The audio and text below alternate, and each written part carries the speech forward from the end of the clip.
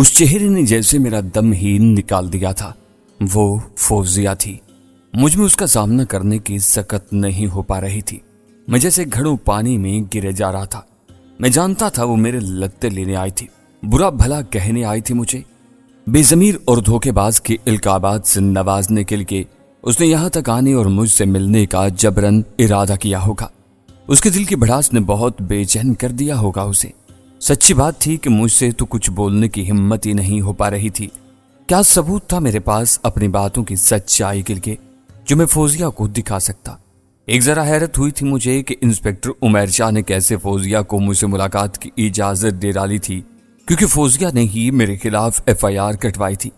ہو سکتا ہے اس نے بھی اسے دل کی بھڑاس نکالنے کا موقع دینے میں کوئی قباحت نہ سمجھی ہو۔ میں نے دیکھا وہ چند ثانیے کے لیے میری جانب یک ٹک تکتی رہی، پھر عجیب سے لہجے میں بولی، سہراب، میں نے کہا تھا نا تم سے کہ مجھے تم پر پورا بھروسہ ہے۔ اس کی بات نے مجھے اندر تک کاٹ ڈالا اور میں بے اختیار کہاں سے اتنی ہمت لے آیا کہ اس کی جانب بے تابانہ انداز میں پڑا، لیکن ہمارے درمیان میں سلاخیں حائل تھی۔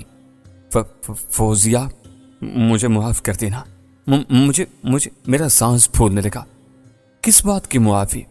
تم نے کچھ نہیں کیا ہے، وہ ایک دم سے بولی، بہت دھیرے سے، بہت ہموار اور نرم لہجے میں۔ اس کے گلے گلنار چہرے سے ناراضگی، شکاوت قلبی کا ایک ذرا شائبہ تک نہیں تھا۔ میں حیران رہ گیا۔ میں نے دیکھا اس نے ایک نگاہ کن اکھیوں سے سنتری کی جانب دیکھا تھا جو تھوڑے قدموں کے فاصلے پر کسی اور قیدی سے بحث میں الجھا پڑا تھا۔ پھر وہ مجھ سے بولی، مجھے اب بھی تم پر پورا بھروسہ ہے سہراب۔ مجھے راحیلہ نے ساری حقیقت بتا ڈالی ہے، نیز تمہارا وہ پبلک بیان بھی جو تم نے اپنی شرطیہ گرفتاری پر دیا تھا۔ اگر راحیلہ پہلے ہی سے مجھے حقائق کے بارے میں نہ بتاتی تو میں کبھی بھی تمہارے اس بیان پر یقین نہ کرتی۔ وہ یہ سب کہتے ہوئے تھوڑا سا مسکرائی بھی تھی، ایسی مسکراہٹ جس میں زندگی تھی، پھولوں کی خوش رنگی تھی۔ یہی نہیں، اس کی باتیں سن کر میری آنکھیں پٹی کی پٹی رہ گئی۔ مجھے یوں لگا جیسے میں کسی بلندی سے گرتے گرتے بچا ہوں اور اس بچ جانے کی مسرتیں سنبھالنے نہیں سنبھال پا رہا۔ میرے اندر حالات دوران کی ساری کثافتیں جیسے چھٹتی چلی گئیں۔ مجھے جیسے کوئی غم نہیں رہا، کوئی پریشانی، کوئی دکھ نہیں رہا۔ محبت سنبھل گئی تو سمجھو سب سنبھل گیا۔ آج پتہ چلا محبت بھی کیسا بے بدل اور انمول سرمایہ حیات ہوتی ہے۔ سب تباہ ہو جائے مگر محبت کے صنم خانے پر ایک ذرا آنچ نہ آئے تو سب کچھ پا لیا۔ تو تم سچ کہہ رہی ہو نا فوزیہ؟ میں بالکل سچ کہہ رہی ہوں، وہ پورے اعتماد سے بولی۔ میرے پاس زیادہ وقت نہیں ہے، میں چالاکی سے یہاں تک پہنچی ہوں۔ کاش مجھے پہلے اندازہ ہو جاتا کہ یہ سب کچھ وہ نہیں ہے جو نظر آیا تھا مجھے، اسی لیے میں نے سلیم کے کہنے پر تمہارے خلاف FIR کٹوا دی۔ وہ اتنا کہہ کر ٹھہری تو سلیم چالیہ کے ذکر پر میں چونک پڑا۔ وہ پھر بولی، لیکن تم فکر نہ کرو سہراب، میں اور راحیلہ مل کر اس مسئلے کا بھی حل نکالنے کی، میں تمہیں تسلی دینے کی غرض سے آئی تھی۔ مجھ سے پہلے تمہاری بہن راحیلہ نے بھی آنے کی کوشش کی تھی مگر اسے ملنے نہیں دیا گیا اور واپس لوٹا دیا گیا۔ میں چلتی ہوں فوزیہ، میں نے اسے پکارا، میں تم سے بہت محبت کرتا ہوں، کاش یہ سب نہ ہوا ہوتا۔ میں نے اسے اظہار محبت بھی کر ڈالا اور تعصف بھی کیا۔ وہ دھیرے سے اسی طرح دکھ بھرے انداز میں مسکرائی اور بولی، میں جانتی ہوں تمہاری نگاہ شوق سے مجھے پہلے ہی اس بات کا اندازہ ہو چکا تھا۔ اور اسی وقت سنتری نے فرش پر ڈنڈا بجا کر بڑی سخت آواز میں ملاقات ختم ہونے کا اعلان کیا۔ فوزیہ لوٹنے لگی تو میں نے اسے مختصر الفاظ میں سیٹھ سکندر اور وکیل ایڈوکیٹ جلال الدین کے بارے میں بتا دیا، اور یہی باتیں جو فوزیہ نے کہی تھیں مجھ سے وہ میں نے انہیں بھی بتانے کا مشورہ دیا۔ فوزیہ چلی گئی تو مجھے یوں لگا جیسے میرے دل و دماغ کا وہ سارا بار اپنے اوپر لاد کر چلی گئی ہو۔ میں خود کو ایک ہلکا پھلکا محسوس کرنے لگا۔ ایک بوجھ تھا میرے دل و دماغ پر، وہ جیسے فوزیہ ہی نے یہاں آ کر اتار پھینکا تھا۔ کہاں تو میں نہ جانے کیسے کیسے وسوسوں میں پڑا ہوا تھا کہ فوزیہ مجھ سے سخت متنفر ہو جائے گی، لیکن کہتے ہیں نا کہ سانچ کو آنچ نہیں، سچ چھپ نہیں سکا اور جھوٹ بھی آشکار ہو گیا۔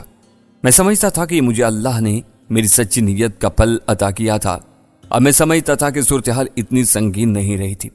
ساتھ ہی میں راحیلہ کا بھی ممنون تھا کہ اس نے فوزیہ کو پورے صدق دل کے ساتھ سچ بتانے اور سمجھانے کی کوشش کی تھی۔ نہ صرف یہ بلکہ وہ اب فوزیہ کے ساتھ مل کر میری مدد کے لیے بھی کمر بستہ ہو چکی تھی۔ اماں کا نہ جانے کیا حال تھا اس کا مجھے علم نہیں تھا، ضرور اس بیچاری علم نصیب کو بھی تسلی ہو گئی ہوگی۔ ان سب باتوں پر غور کرتے ہوئے مجھے اب ایک نئی فکر بھی لگ گئی تھی، اور وہ تھی سلیم چالیا۔ اس مردود شخص کی وجہ سے ہی میں آج اس حال کو پہنچا تھا۔ اگر اس بدبخت کو یہ حقیقت معلوم ہو جاتی کہ اس کی سازش پلٹا کھا چکی ہے تو وہ کمینہ راحیلہ اور فوزیہ کو نقصان پہنچا سکتا تھا، یا وہ لوگ جو سلیم کے ساتھ منسلک تھے۔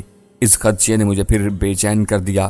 حالات اب بہتر ہونے کی امید پیدا ہو چلی تھی تو ساتھ ہی خطرات بھی دامن گیر ہونے لگے تھے۔ اس راشی انسپکٹر عمیر شاہ سے لی گئی مہلت ختم ہونے لگی تھی۔ اس رات گئے پھر مجھے اپنے کمرے میں بلوا لیا۔ ہاں بھائی برخودار، کیا فیصلہ کیا تم نے؟ عثمانی خیز لہجے میں پوچھا۔ مجھے اس کی مسکراہٹ بڑی زہریلی لگی، کیونکہ اس میں مجھے اس کی طمانیت محسوس ہوئی تھی کہ میں اب اس کی مرضی کا بیان دینے پر مجبور ہونے لگا ہوں۔ میں نے سیدھا جواب دینے سے مصلحتاً گریز کیا اور تعویل کرتے ہوئے بولا، انسپکٹر صاحب میری یہ سمجھ میں نہیں آ رہا کس جھوٹے بیان پر کہیں مجھے لمبی سزا نہ ہو جائے۔ قربان جاؤں تمہاری معصومیت کے، وہ کمبخت طنزیہ بولا۔ بیان کو جھوٹا بھی کہہ رہے ہو اور لمبی سزا کی بھی بات کر رہے ہو؟ جب میں تم سے کہہ رہا ہوں کہ میں تمہیں لمبی سزا سے بچانے کی پوری کوشش کروں گا تو پھر کیا ڈر ہے؟ اور اگر آپ کامیاب نہ ہو سکے تو کیا ہوگا؟ میں نے بظاہر معصومیت سے کہا۔ آپ ایسا کیوں نہیں کر لیتے کہ مجھ پر فقط اتنا ہی کیس بنائے جتنا کہ میں نے کیا؟ یعنی یہ سارا واقعہ مجھے سوچی سمجھی منصوبہ بندی کے تحت دھوکے سے ٹائیگر ہاؤس میں گھیرنے کے بعد میرے اقدام قتل پر ہوا، اور میں نے محض اپنی جان کے تحفظ کے طور پر ماجے پر گولی چلا دی۔ یہ نہیں ہو سکتا، وہ سخت لہجے میں بولا۔ اس کے چہرے پر غصے کی سرخی آ گئی تھی۔ ظاہر ہے اسے یہ سچ کہاں قبول ہوتا۔ آگے بولا، مجھ پر بھروسہ رکھو اور میں وہی کروں گا جس کا میں تم سے وعدہ کر رہا ہوں۔ مجھے اس کے لہجے ہی سے منافقت اور مطلب برآری کی بو آ رہی تھی۔ ٹھیک ہے، لیکن میرے دشمن یہ کب چاہیں گے کہ میری سزا میں تخفیف ہو؟ مسکراہٹ افسر کو ادھر ادھر کی باتوں میں الجھانے لگا۔ مقصد یہی تھا کہ مہلت کے نام پر کچھ دن اور میں یہاں خیریت سے حوالات میں گزار لوں جب تک پولیس ریمانڈ کی مدت ختم نہیں ہو جاتی۔ اگرچہ وہ بھی اس کی اہمیت سے آگاہ تھا۔ ان سے بھی قانون نپٹ لے گا، وہ بولا، حالانکہ میں جانتا تھا کہ وہ میرے ہی دشمنوں کا راتب خور ہے۔ میرا خیال ہے مجھے مزید مہلت کی ضرورت ہے، میں کوئی ایک فیصلہ نہیں کر پا رہا ہوں۔ وہ مجھے پرتعش نظروں سے گھورنے لگا، پھر اسی انداز میں بولا، لگتا ہے تمہارا دماغ اس وکیل نے خراب کر دیا ہے۔ یاد رکھ بچو، یہ کاڑے کوٹ والا وکیل بھی تمہارے لیے کچھ نہیں کر سکے گا۔ تاخیری حربے استعمال کرو گے تو نقصان اٹھاؤ گے۔ پھر بھی میں تمہیں کل صبح تک کی مہلت دیتا ہوں، اس نے آخر میں بندھائے ہوئے لہجے میں کہا اور سنتری کو مجھے لے جانے کا حکم دے دیا۔ میں حوالات کی تاریک کوٹڑی میں دیوار کے ساتھ لگا سوچوں میں گم تھا۔ نہ جانے کس پہر میری آنکھ لگ گئی۔ اگلے دن جاگا تو مجھے پتا چلا کہ انسپکٹر عمیر شاہ کہیں چلا گیا ہے۔ شام گئے اس کی واپسی ہوئی۔ مزید 1 گھنٹہ خیریت اور بغیر کسی پیشی کے بیت گیا۔ پھر جب رات ہوئی تو اس نے مجھے اپنے کمرے میں بلوا لیا۔ وہ کرسی پر بڑے ٹھسے سے براجمان تھا۔ اس کے سامنے ایک اخبار رکھا تھا۔ وہ اس نے اٹھایا اور مجھے دکھاتے ہوئے بولا، اس اخبار میں تمہارے لیے ایک اہم خبر چھپی ہے۔ میرا دل انجانے خدشات تلے زور سے دھڑکنے لگا۔ میز پر اخبار پٹکتے ہوئے بولا، سیٹ سکندر کو گولی مار دی گئی ہے۔ کیا؟ بے اختیار میرے منہ سے نکلا اور میں اندر سے بری طرح کھل گیا۔ وہ مر گیا؟ عمیر شاہ بے رحمی سے بولا اور مجھے یوں لگا جیسے میری ٹانگوں میں کھڑے ہونے کی سخت باقی نہ رہی ہو۔ ان میں ہلکی لرزش اتر آئی تھی۔ میرا دماغ گھومنے لگا۔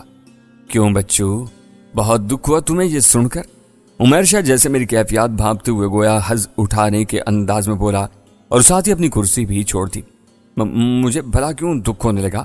میں نے اپنے مختل پڑتے حواسوں پر قابو پانے کی کوشش کرتے ہوئے کہا۔ اس کی خراٹ اور بھاپتی ہوئی نظریں میرے چہرے پر جمی ہوئی تھیں۔ میں بھی اس کی آنکھوں میں آنکھیں ڈالے ہوئے تھا، لیکن حقیقت یہی تھی کہ میں اپنے اندر اب پہلے جیسا حوصلہ نہیں پا رہا تھا۔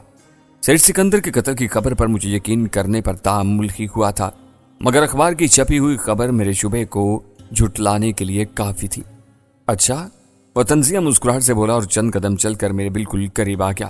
یہی تو وہ آدمی تھا جس کے بل بوتے پر تم اینٹ رہے تھے، اور وہ اتنا بڑا وکیل ایڈوکیٹ جلال الدین کیا تمہارا باپ لگتا تھا جو یہاں آیا تھا تمہارے پاس؟ اسے بھی تو تمہارے اسی سیٹ سکندر نے تمہاری مدد کے لیے بھیجا تھا۔ اسے بھی کونے میں دبک جانے پر مجبور کر دیا گیا ہے۔ اور کیا کیا سنو گے؟ وہ بڑے بھیانک اور بڑے کمینے پن سے مسکرا کر بولا تو مجھے وہ اس وقت ایک زہریلا سانپ لگا۔ جبکہ مجھے محض انسانیت کے ناطے سیٹ سکندر کے قتل پر بے حد دکھ ہوا تھا۔ بے شک ان کڑے حالات میں اب وہی در پردہ میری مدد کر رہا تھا تو مجھے اس طرف سے بھی تشویش تھی۔ میں جانتا تھا کہ یہ کن لوگوں کی حرکت ہو سکتی تھی۔ یہ بھوکا کیڑا بھی ضرور جانتا ہوگا جن کا وہ راتب خور تھا۔ کیسی دنیا تھی یہ۔ ماجے کی ہلاکت پر میرا ابھی تک دکھ کم نہیں ہوا تھا، حالانکہ اس نے مجھے ساتھیوں سے مل کر دھوکے سے ہلاک کرنے کی کوشش کی تھی اور الٹا میرے ہاتھوں مارا گیا تھا۔ اور اب یہ انسپکٹر محض اس لیے خوش ہو رہا تھا کہ سیٹ سکندر کے مرنے کے بعد میں بے بس ہو جاؤں گا۔ کیا یہ نہیں جانتا تھا کہ اوپر خدا بھی موجود ہے؟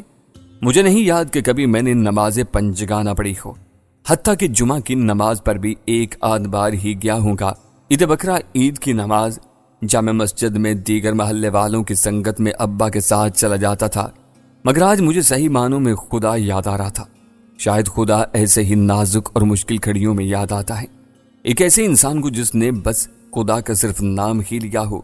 خدا اس طرح شاید میرے جیسے گناہگار بندوں کو اسی لیے ایسی آزمائشوں میں ڈالتا ہے کہ پتہ چل سکے مشکل کشا کوئی انسان نہیں بلکہ وہی خدا ہوتا ہے۔ اللہ کو یاد کر کے میرے اندر ایک عجب سا سکون پھیلنے لگا۔ کچھ بھی صحیح، میں خواہ کتنا ہی گناہ گار صحیح، آخر کو اللہ ہی کا بندہ تھا، وہ بھلا کیسے میری داد رسی اور دستگیری نہیں فرمائے گا۔ میں نے بڑے سکون سے اس راشی افسر کو جواب دیا، آپ کی غلط فہمی ہے انسپکٹر صاحب، دکھ مجھے ضرور ہوا ہے، کیونکہ میں ہی نہیں کئی مزدور لوگ ان کے نمک خوار تھے جو میری طرح ان کی فیکٹری میں کام کرتے تھے اور روزی کماتے تھے۔ میرے جواب نے اسے آگ لگا دی۔ وہ بھنا کر بولا، تم اگر اسی طرح چالاکی سے کام لیتے رہو گے نا تو بہت عبرتناک انجام تک جا پہنچو گے۔ اسی وقت فون کی بیل گنگنائی۔ یہ عمیر شاہ کے فون کی بیل تھی۔ اس نے فوراً ریسیور اٹھا کر ہیلو کہا تھا۔ دوسری جانب سے وہ خاموشی کے ساتھ کچھ سنتا رہا اور ساتھ ہی عجیب انداز میں میری جانب بھی گھورتا رہا۔ آواز بھی قدرے دھیمی کر لی تھی۔ ایسا محسوس ہوتا تھا جیسے دوسری طرف میرے ہی متعلق کوئی اہم بات ہو رہی ہو۔ یہ میرا وجدان تھا یا پھر حالات کی دو رخی؟ تھا کچھ ایسا ہی، کیونکہ دوسرے ہی لمحے اس نے رابطہ منقطع کیا اور ہونٹ بھینچ کر ایک گہری ہمکاری بھری۔ میرا دل جیسے رک رک کر دھڑکنے لگا۔ ایک اور بری خبر ہے تمہارے لیے لڑکے، وہ جیسے سرسراتے لہجے میں بولا، اور پھر مجھے کسی بھوکے کیڑے کی طرح سرسراتا ہوا محسوس ہونے لگا۔ تمہاری ماں اسپتال میں دم توڑ چکی ہے۔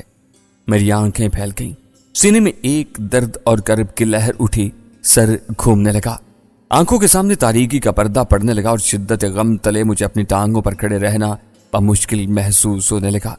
میں جھکا، ٹانگیں خم کھا گئیں اور میں فرش پر گرنے کے سے انداز میں بیٹھ گیا، یوں جیسے سب کچھ ہارا ہوا جواری ہو۔ اسی لیے کہتا ہوں میری بات مان لے، اور کتنے صدمے جھیلو گے اپنی ضد کی وجہ سے۔ وہ بدبخت عمیر شاہ مجھ سے بولے جا رہا تھا۔ مجھے تو اس کا چہرہ ہی نہیں، اس کا وجود بھی دھندلے ہیولے کی صورت نظر آ رہا تھا۔ آواز ایسے سنائی دے رہی تھی جیسے کوئی پانی کے اندر غرارے کر رہا ہو۔ اس کی آواز پھر میری ڈوبتی سماعتوں سے ٹکرائی۔ وہ پاس کھڑے کسی سنتری سے تحکمانہ کہہ رہا تھا، پانی ڈالو اس پر، بہت وقت ضائع کیا اس نے۔ ایک ڈالی بھی اس نے منہ سے نکالی تھی۔ مجھ پر پانی کا ایک زوردار چھپاکا پڑا۔ میرے مختل پڑتے حواس جگہ پر آتے محسوس ہوئے۔ ایک اور پانی کا چھپاکا پڑا اور میں ہلکے بل چیخ پڑا، بس خدا کے لیے بس کر دو۔ مجھ پر پانی پڑنا بند کر دیا گیا۔ اب میں یوں گہرے گہرے سانس لینے لگا جیسے طویل مسافت دوڑ کر طے کرتا ہوا یہاں تک پہنچا ہوں۔ مجھے آکسیجن کی کمی کا احساس ہو رہا تھا، سینے میں گھٹن محسوس ہو رہی تھی۔ ہوش میں آؤ لڑکے۔ مجھے عمیر شاہ کی کرخت آواز سنائی دی، مگر وہ بھی اسی طرح جیسے کسی کیسٹ پلیئر کی ریل خرابی کی وجہ سے آہستہ چل رہی ہو، اور وہ آواز ایک ایک لفظ نیم قنودہ محسوس ہو رہا ہو۔ مجھے پوری طرح کب ہوش آیا تھا؟ پھر کسی سنتری نے مجھے بازوؤں سے پکڑ کر کھڑا کرنے کی کوشش کی۔ میں تب بھی اس کے سہارے پر ڈولنے لگا۔ میری حالت ایسی ہو رہی تھی، سوچنے سمجھنے تک کی صلاحیت مفقود ہو گئی تھی۔ ماں کی دنیا سے گزر جانے کی خبر میری سہانے روح تھی۔ فوزیہ کے ساتھ اب دنیا میں راحیلہ بھی اکیلی رہ گئی تھی۔ سوال یہ پیدا ہوتا تھا کہ عمیر شاہ کو یہ ساری خبریں کون پہنچا رہا تھا؟ دو ہی نام ذہن میں آتے تھے، سلیم چالیا اور راجو بوری۔ یہی تو میرے وہ بھیدی تھے جو میری لنکا ڈھا رہے تھے۔ ماجا میرے ہاتھوں کیا ہلاک ہوا کہ ایک طوفان کھڑا ہو گیا۔ گولی سے تو ایک مرا تھا، مگر یہاں تو اوپر تلے دو اموات ہو گئی تھیں، اور سیٹ سکندر کا قتل بھی ہو گیا تھا۔ باقی آنے والی مصیبتیں ابھی متوقع تھی۔ پانی، مجھے پانی پلاؤ، میں کراہا، پانی پلاؤ اس کو۔ عمیر شاہ کی تحکمانہ مگر کرخت آواز گونجی۔ پھر کسی نے میرے خشک پڑتے ہونٹوں سے پانی کا گلاس لگا دیا، جو میں گھٹا گھٹ پی گیا۔ میرا حوصلہ جواب دینے لگا تھا۔ کھڑے رہنے کی اب بھی سکت نہیں ہو پا رہی تھی۔ سنتریوں نے مجھے جیسے دبوچنے کے انداز میں تھام رکھا تھا۔ بس اب بہت آئٹم ہو گئے، چل شروع ہو جا اب مطلب کی بات کرنے۔ کیا کہتا ہے؟ بیان دینے کے لیے تیار ہے؟ عمیر شاہ کو اپنی لگی ہوئی تھی، اسے کسی کے دکھوں اور مصیبتوں سے کیا لینا دینا تھا۔ میں نے قدرے ہانپتی ہوئی سی آواز میں کہا، میں اپنی ماں کی لاش دیکھنا چاہتا ہوں۔ صدقے جاواں، ہزاروں خواہشیں ایسی تیری۔ عمیر شاہ نے شاید زہریلے طنز سے غالب کے ایک مشہور شعر کو مستعار لینے کی کوشش کی تھی۔ آگے بولا، پر تیرا تو ایک ہی خواہش پر دم نکلا جا رہا ہے۔ تیرے گرو گھنٹال سیٹھ سکندر کی لاش کا بھی چہرہ نہ دکھا دوں تجھے؟ میں کیا کہتا، ہانپتا رہا۔ عمیر شاہ نے آگے بڑھ کر بڑی بے رحمی کے ساتھ میرے سر کے بالوں کو اپنے ایک ہاتھ کی مٹھی میں جکڑ دیا اور اپنا چہرہ میرے قریب، بالکل قریب کرتے ہوئے بھیڑیے جیسی غراہٹ سے بولا، بیان پر دستخط کر دے اور عدالت میں بھی یہی بیان دہرانے پر آمادہ ہو جا، پھر سب ٹھیک ہو جائے گا۔ ماں، میری ماں کے چہرے کا دیدار کروا دو، تم لوگوں کو خدا کا واسطہ انسپکٹر۔ میں نے پھر التجا کی۔ اسی لمحے عمیر شاہ کے دوسرے ہاتھ کا بھاری تھپڑ میرے گال پر پڑا۔ مجھے بھلا تکلیف کا کیا اثر ہونا تھا؟ ایک ذرا جھٹکا ہی تو کھایا تھا میرے چہرے نے، جس کی روح تک میں زخم اتر گئے ہوں، اسے بھلا یہ جسمانی تکلیف کیا کرتی؟ پھینک دو اسے جا کر حوالات میں، اور اس ٹھکانے آ جائیں تو پھر بات کرتے ہیں اسے۔ عمیر شاہ نے بالآخر دونوں سنتریوں کو حکم دیا۔ مجھے ایک بار پھر لاک اپ میں پھینک دیا گیا۔ میں فرش پر جا گرا۔ شدت غم تلے ہمت بھی نہیں ہو پا رہی تھی اٹھنے کی۔ ایک جانب لڑک کر چاروں شانے چت ہوا اور پھر جیسے خالی ذہن کی حالت میں چھت کو گھورنے لگا۔ ہوش اور بے ہوشی کے مدار میں میرا دماغ گردش کرتا رہا۔ صدمات کی شدت نے میرے ذہن پر اثر ڈالا اور میں اسی طرح لیٹے لیٹے بڑبڑاتا رہا، ماں کے چہرے کا دیدار کروا دو، خدا کا واسطہ میری ماں کے چہرے کا آخری دیدار کروا دو۔ نہ جانے کب تک اور کتنی ہی بار میں یہی بڑبڑاتا رہا اور پھر شاید مجھے مکمل طور پر ہوش کا بھی یارہ نہ رہا۔ دوبارہ ہوش آیا تو مدھم پیلی سی روشنی میرے گرد پھیلی ہوئی تھی۔ سب کچھ ویسا ہی تھا۔ میں ہنوز اسی طرح حوالات کے ننگی اینٹوں والے سیلن زدہ سے فرش پر پڑا تھا۔ سلاخدار دروازے کے پار سے ہلکے روشن بلب کی جرکان زدہ روشنی اندر پھیلی ہوئی تھی۔ وہی یکسانیت زدہ اور بیزار کن منظر تھا، کچھ بھی نہیں بدلا تھا۔ سارے صدمات، ساری مصیبتیں جوں کی توں موجود تھیں۔ بس ایک ذرا نیند یا بے ہوشی کے وقفے کی مہربان ساعتوں نے اگرچہ ذرا دیر کو مجھے ان آلام سے آزاد کر دیا تھا، لیکن پھر ہوش میں آتے ہی دوبارہ بدروحوں کی طرح وہ مجھ سے آن چمٹی تھی۔ صدمے کی شدت اور مصیبتیں انسان کو توڑ کر رکھ دیتی ہیں۔ یہی میرا حال تھا۔ مجھے ابھی تک اپنی ناتوانی کا احساس ہو رہا تھا۔ مجھے فوزیہ کے ساتھ راحیلہ کا بھی خیال آ رہا تھا۔ وہ دونوں اکیلی ہو گئی تھی۔ فوزیہ کی آمد اور اس کی حوصلہ افزا گفتگو سن کر مجھے جو روحانی طاقت اور سکون ملا تھا وہ ایک بار پھر مفقود ہونے لگا تھا۔ کچھ تسلی تھی راحیلہ کے بارے میں کہ وہ ان حالات کا پامردی سے مقابلہ کرنے کی صلاحیت رکھتی ہے۔ اسے ساری حقیقت کا ادراک تھا اور یقیناً وہی فوزیہ کو بھی حوصلہ دے رہی ہوگی۔ لیکن اب ماں بھی دنیا میں نہیں رہی تھی، تو اس بیچاری کو کون حوصلہ دینے والا تھا؟ فوزیہ ہی ہو سکتی تھی۔